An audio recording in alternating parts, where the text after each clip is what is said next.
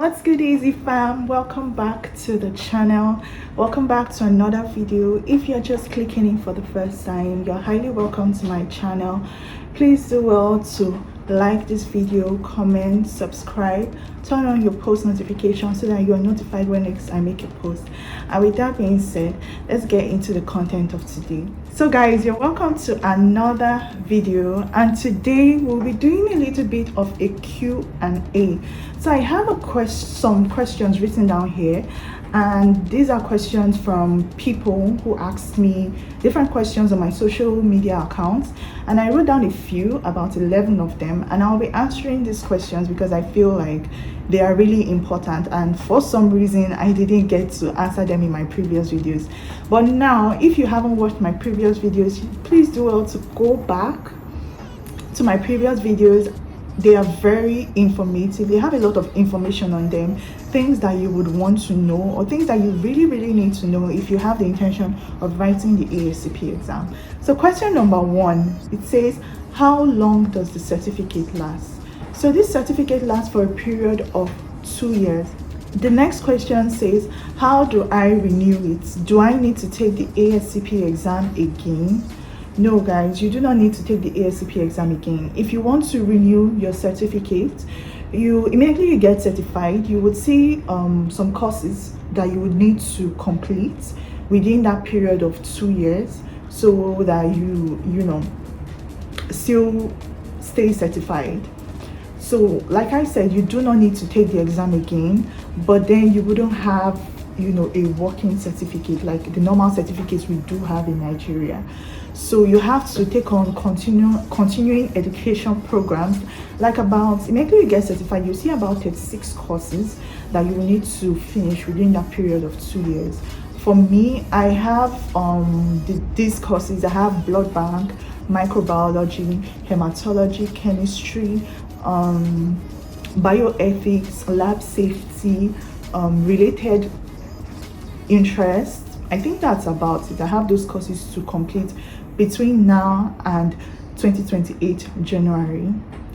So, but then there is one thing: if you do not take on these courses within that period of 2 to 3 years, and let me say it gets to you do not finish these courses in a period of like 10 years, once it's 10 years, your certificate will be completely revoked and you would have to sit for the ASCP exam again.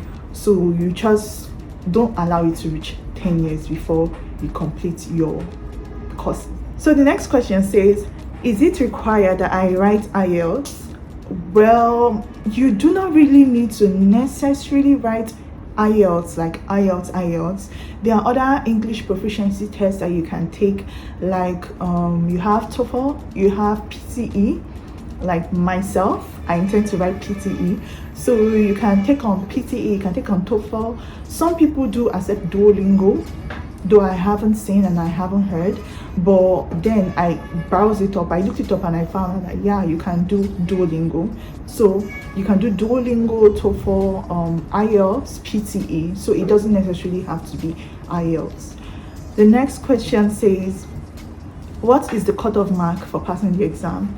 The cutoff mark for passing the exam is a total score of 400. Next question says, how long is the exam and how many questions? The exam is for a period of 2 hours and 30 minutes.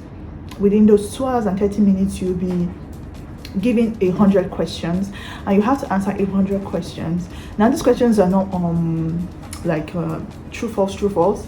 They are they are objective, and you have just one correct answer. So within a period of 2 hours and 30 minutes, you should be done with the exam. The next question says, do I get a physical certificate? Yes, you do get a physical certificate. And I said something about the certificate in my previous video, so if you haven't watched that, please do well to go back and watch that so that you do not make the mistake I made while filling in my details during the registration process. The next question says, are there different types of ASCP certificates? Yes, there are different types of ASCP certificates.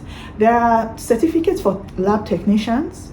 There are certificates for lab scientists, and then there are certificates if you just want to specialize in a particular field. Let me say you just want to write ASCP for histopathology or hematology or medical microbiology, or like any one of those specialties.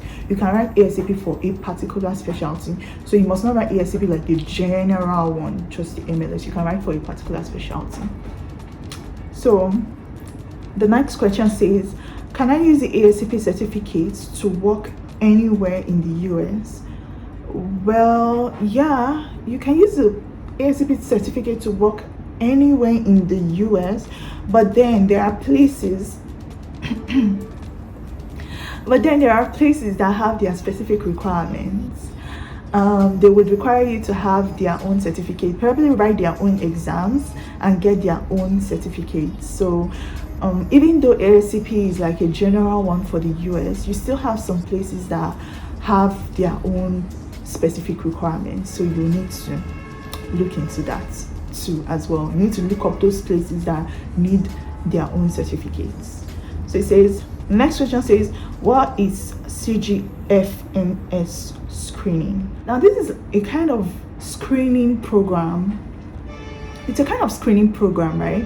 So when you're done writing your English-based assessment, when you're done writing either your PTE or your IELTS or whatever the case may be, when you are done writing it, what the next step is to go for your CGFNS screening. And now this screening has two: the CES and the predictive examination. The CES has to do with the authenticity of your certificates. All the certificates you have, they will check how authentic it is and all of that.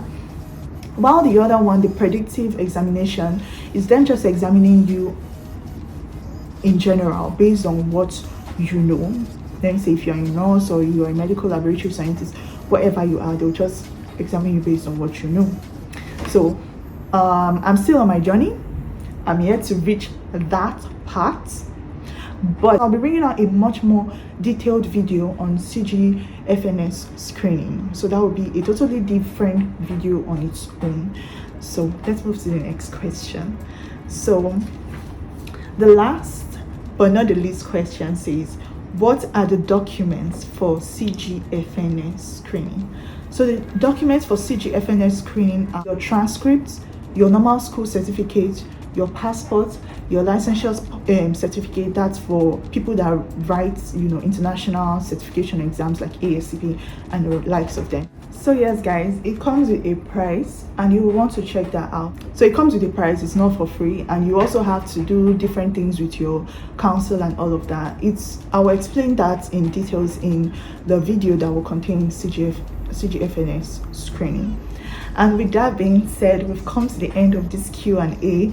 I hope these questions that were asked are also questions that resonate with you as well. Maybe questions that you would have, maybe questions that you want to ask. I hope some of the questions that you guys want to ask are in these questions that I answered.